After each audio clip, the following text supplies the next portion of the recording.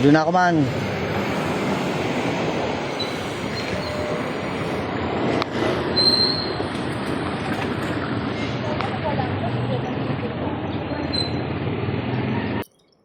Sunduin na natin si Mrs. Happy body. Battery check. 3 bars po yan pag ganyan, naka 4 bar. Kasi once na binarurot ko yan, naging 3 bar siya. So ang ginagawa ko, kumbaga sa vape, 1 puff lang. Kailangan yung puff talaga, hindi yung isang puff mo sigop na parang taguro. So masyadong hatakin yung silinyador.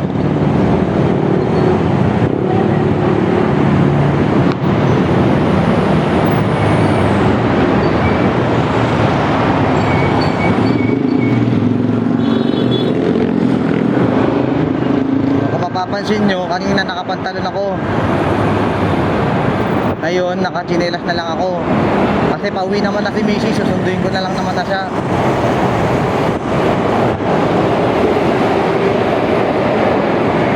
Pupunta tayo sa Sky Bliss Marina Sky Bliss sa Barangay Tambo. Medyo mabagal lang tong e-bike na to, pero laking pakinabang sa akin ito.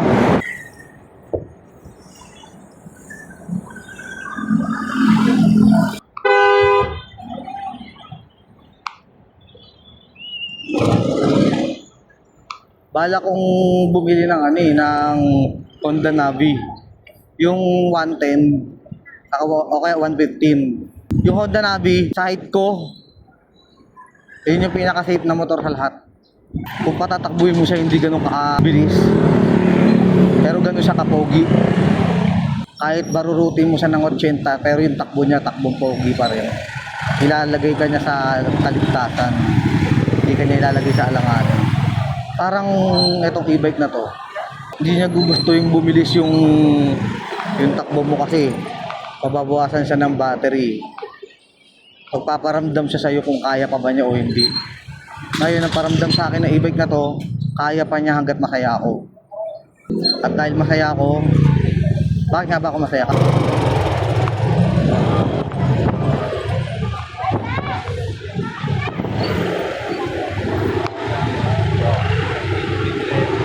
Kamote, galaw ko nga kamote kasi isipin mo yun, traffic, hindi ka ba mangangamote? Talagay mo ngayon, mangangamote ka talaga. Tulad nung ginawa ko kanina, huwag niyong gagayahin yun ha. Isa lang pwede makagawa nun, General Kamote.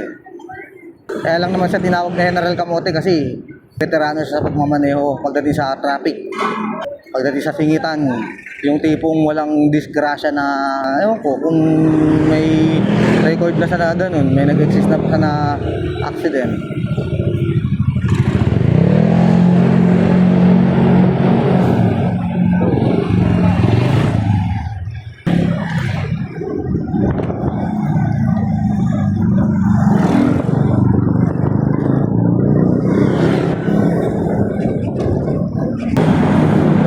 Followers, i-reveal ko yung totoong buhay ko. I-reveal ko kung saan ko nakukuha yung mga relics ko, mga artifacts, mga natatanggap kong biyaya. I-reveal ko. 20,000 followers lang. Wala, hindi naman ako kumikita sa Facebook eh. Kung bibigyan niyo ako ng pagkakataon na palawakin tong page ko, YouTube channel, pasaurin niyo ako, yung sahod ko itutulong ko sa charity.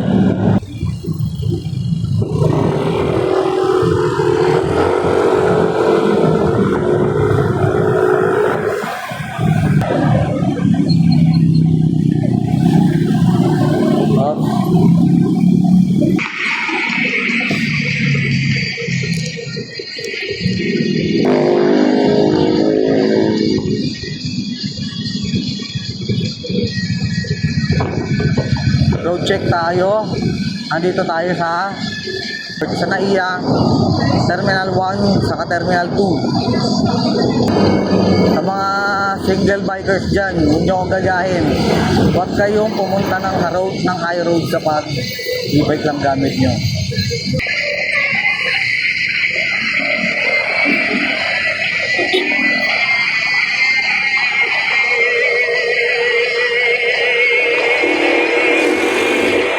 Uy, dali nga. Kamote yun ah. Papasayaw yun ah. Rider na rider ah.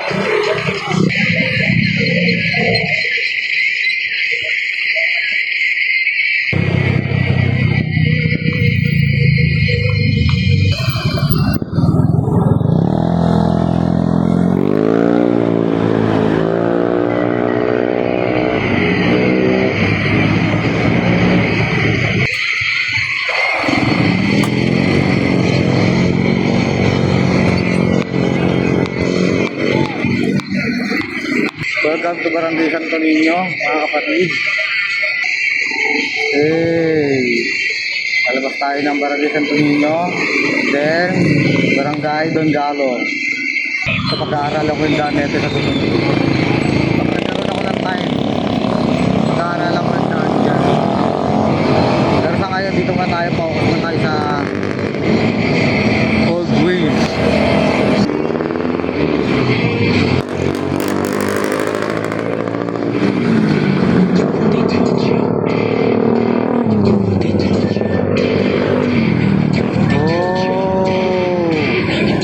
May shortcut dito.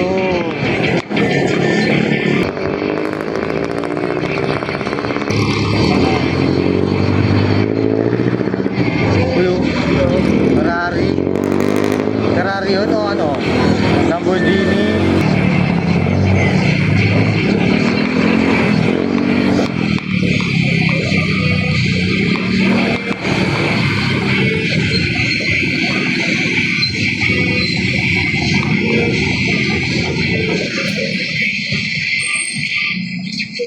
Sumortcut ako guys. Nabukan ko yung daan dito. Yeah, dito nga yung daan. Yun sa wakas, medyo nabukasan tayo ng stress sa battery. Kaya alam ko na yung pinakamagandang daan. Ito nga. Uy, ito nga.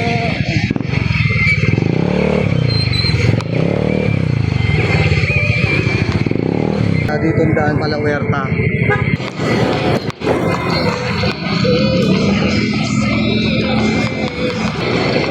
Boss, ready ka na sa surprise ko, boss?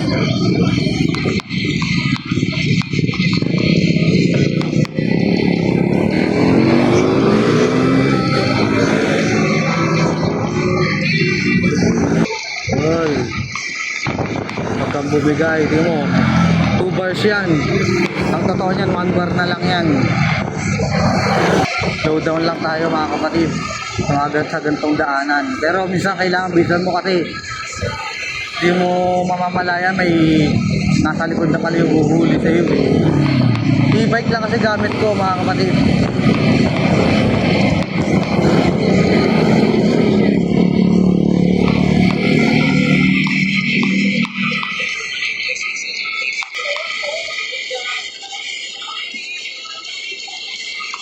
Okay, papasok na tayo ng marina mga kapatid. Bawal mag-counterflow. Kailangan mag one way ka rito, then U-turn.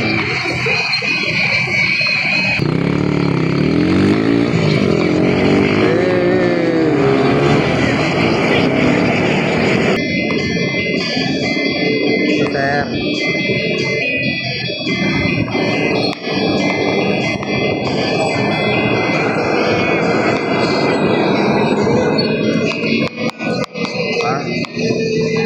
mabait yung mga enforcer natin kapag mabait din tayo. Lagi natin sundin ang batas trapiko para hindi tayo masita, hindi tayo singilin ng pangkape nila. Pero minsan kailangan bigyan din natin silang pangkape kasi hirap din ang trabaho nila. Danas ko rin yung trabaho nila.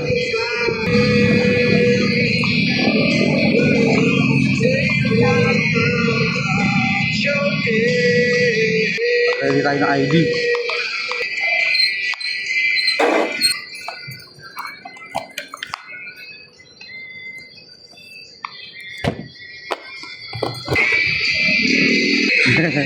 Sundin ko lang po.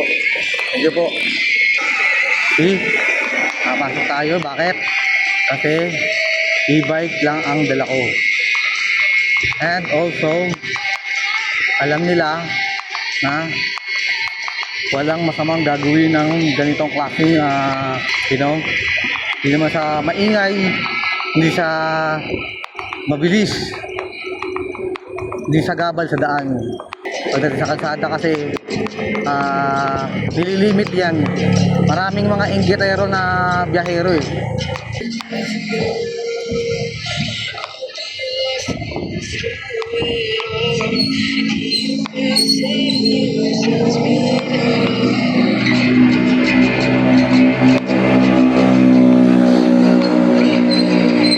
Ha? Di naman kami aalis eh. Oh guys. Haha. Andun sila sir, naglalakad pa rin sila. Tara na. Ayun guys, pauwi na kami.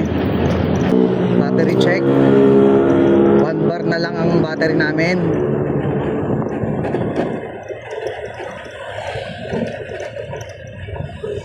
Bakit 1 bar? Kasi simula kanina inaral ko yung daan papunta sa Sky Bliss. Kaya medyo natagalan ako. Kung mapapansin nyo, 2 bar lang yan. Pero 1 bar na talaga yan. Kasi once na inarurot ko to, 1 bar na siya. Bawal bumarulot. Bawal bumarurot. Kasi malulubat siya. Yes. So ano lang kami, control lang ng base. Umaya din na kami mga uwi. So balik kaya ng balikan yan. Kaya balikan. Tatlong balikan pa nga eh. Sinamin ko pa kay Anael. Okay, Anael.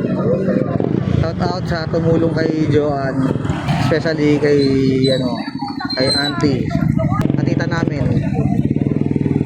Na sobrang bait. Si Joanne kasi kapatid na namin yan eh. Ang mangyayari, kung ganun lang din naman, wag na sa magsusento, wag na rin dalawin yung bata sa kanya. Oo, sa buhay. Parang sa amin, di ba? I-out na lang ako sa buhay ni Angelo. Pag mangyayari, hindi ko guguluhin silang dalawa. So, hindi ko naman dinulo, di ba? Wala naman naging problema. Ibig sabihin, walang bouncing na naganap, walang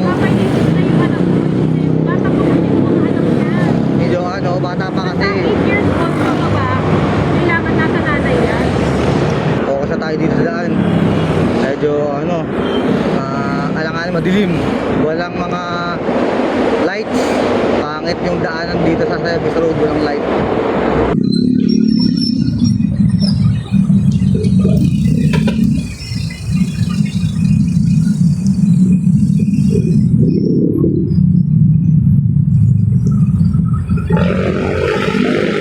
Pinarada yung jeep dito eh, no?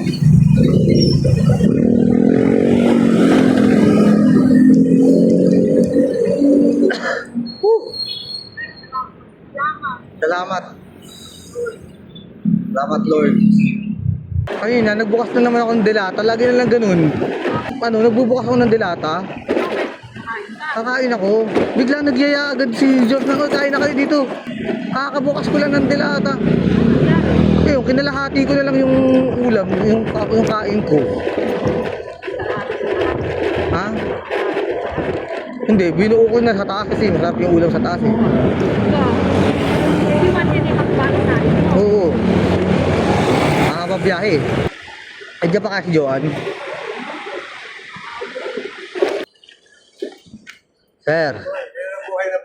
Hello sir.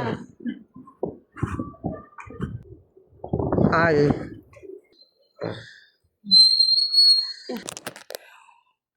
Pauwi na ako. So ayun. Wala.